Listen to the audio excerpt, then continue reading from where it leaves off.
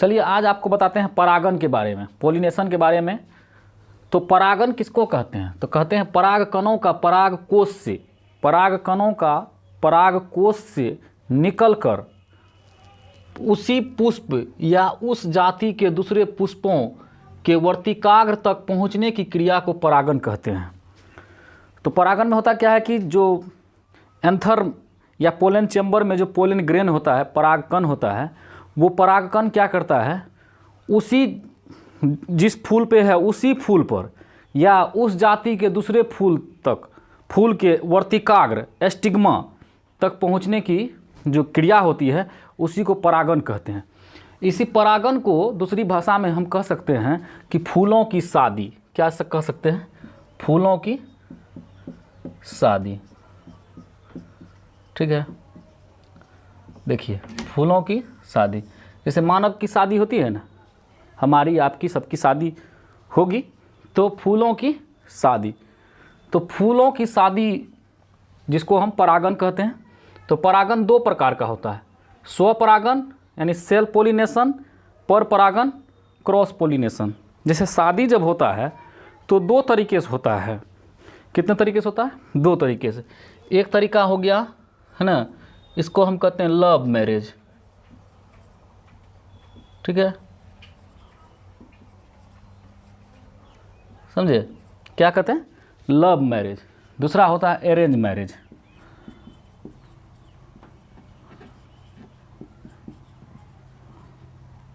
होता है ना जी, शादी जो हम लोग करते हैं तो कितने तरीके से होता है? एक लव मैरिज होता है, एक अरेंज मैरिज होता है।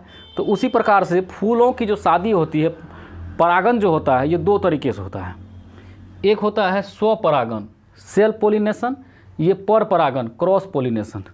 तो सेल्फ पोलिनेशन को ही हम समझ जाते हैं कि ये जो है क्या कहते हैं कि ये लव मैरिज है। लव मैरिज में क्या होता है देखिएगा, होता क्या है कि अधिकांश ऐसा देखा गया है कि उसी टोला मोहल्ला की जो लड़की होती है ना, लड़का होता है, हाँ, या एक ही क्लास कोचिंग में पढ़ने वाला लड़का लड़की में क्या हो जाता है कि लव हो जाता है, फिर इसके बाद वो शादी हो जाता है। ठीक है, तो उसी प्रकार से सेल्फ पोलिनेशन में भी वही होता है कि जैसे कोई फूल है, इसमें स्वपरागन, जैसे मान लीजिए ये कोई पुष्पीय पौधा है, ठीक है, ये स्टिग्मा बना देते हैं।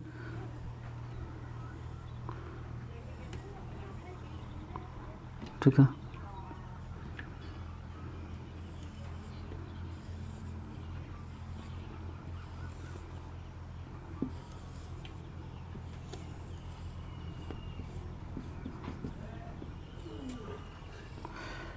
तो यहाँ जो इसमें जो परागकण है, ये परागकण क्या करता है कि इस स्टिग्मा पर ही पड़ जाता है, या इसी पौधा में लगा हुआ अगर दूसरा फूल होगा तो उसके स्टिग्मा तक पहुंच जाता है, वर्तिकाग्र तक। ये परागकण टूट करके इसमें पहुंच गया और धीरे धीरे आकर के यहाँ अंडाशय में आकर, ओवरी में आकर के रुक जाता है, और जिससे क्या हो जाता है कि फूल से फल बन जाता है। ठीक है, तो ये हुआ सेल्फ पोलिनेशन। इसी में से देखे कैसे परागकण इसमें गिरा। स्टिग्मा जो होता है ये फूल का कौन सा भाग होता है? स्त्रीकर भाग होता है, यानी फीमेल होता है, फीमेल पार्ट होता है। तो स्टिग्मा एकदम चमकीला रहेगा, चटकीला रहेगा, एकदम रंग बिरंग का, लड़की की तरह लिपस्टिक लगा के बैठल रहेगा। ठीक है, तो क्यों? क्योंकि ये परागकण को अपनी ओर लुभाता है, आकर्षित करता है। समझ में आ रही बात? तो ये सेल्फ पोलिनेशन हुआ। और सेल्फ पोलिनेशन होता है किसमें? उभयलिंगी, है ना, बायसेक्सुअल प्लांट में होता है। ठीक है ना, उभयलिंगी पौधे में होता है ना, उभयलिंगी पौधे में, है ना, स्वपरागन होता है। स्वपरागन को जब हम जानते हैं, सुनते हैं, तो एक फिल्म का याद आता है, बॉबी पिक्चर का। उसमें एक गाना था, हम तुम एक कमरे में बंद हैं और चाबी खो जाए, है ना, गाना था ना, हम तुम एक कमरे में बंद हैं और चाबी खो जाए, इस तरह से गाना था।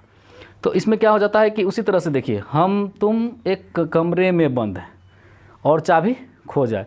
तो यहाँ क्या हो जाता है, ये उभयलिंगी प्लांट में जो है ना स्वपरागन हो जाता है, ये लव मैरिज कर लेता है।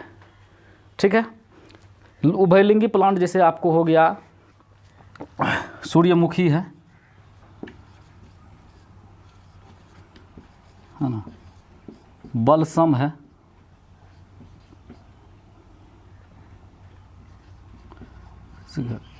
और भी बहुत सारा प्लांट है।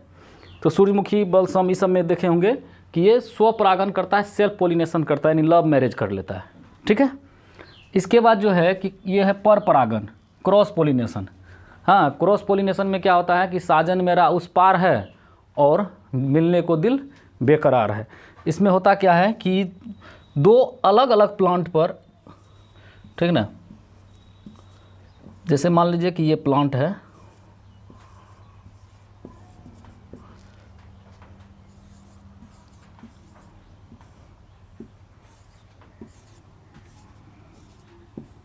ठीक है, ये दो अलग अलग प्लांट है। इन दोनों प्लांट में क्या हो जाता है, क्रॉस पोलिनेशन, पर परागन होता है। अगर इस पर, इसमें जो है एंथर है,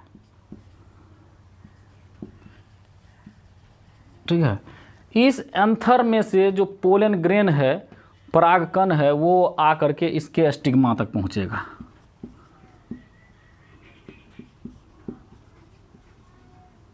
ठीक है, इसके स्टिग्मा तक, STIGMA, है ना। ये इसका एंथर इसके स्टिग्मा पर पहुंचेगा।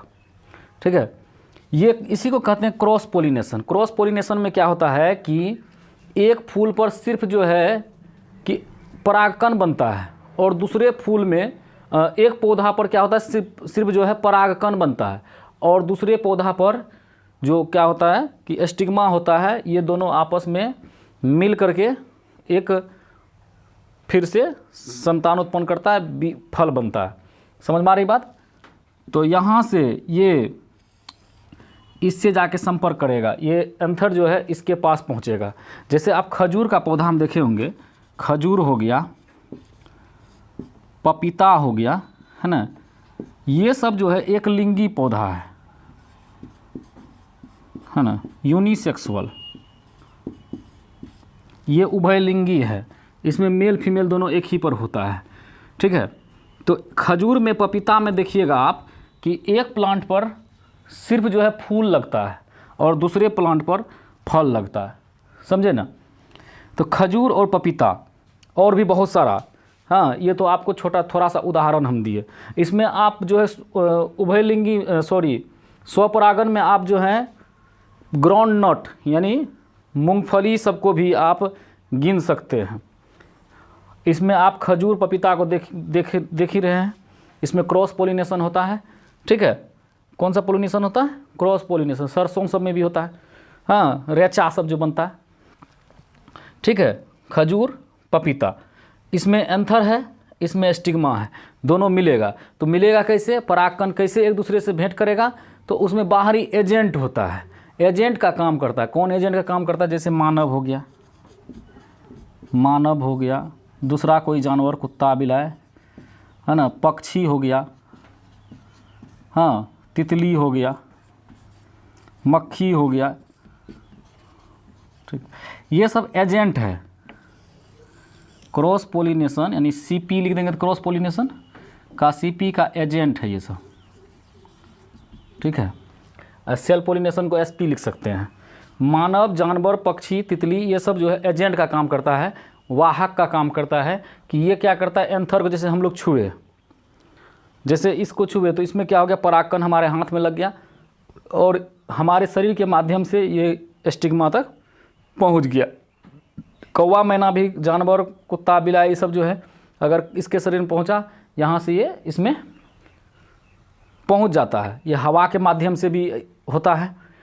ठीक है, तो ये आपको क्रॉस पोलिनेशन और सेल पोलिनेशन। सेल पोलिनेशन में क्या होता है कि एक ही प्लांट में उगने वाले दो फूल पर या उसी फूल के स्टिग्मा पर एंथर से टूट करके परागकण पहुंच जाता है।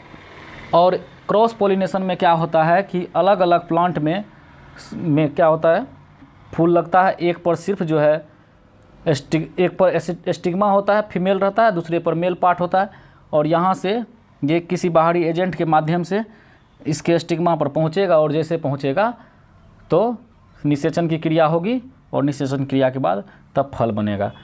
तो अगले वीडियो में हम बताएंगे कि निषेचन की क्रिया कैसे होती है। इसको फिलहाल आप समझ गए, उतार लीजिए।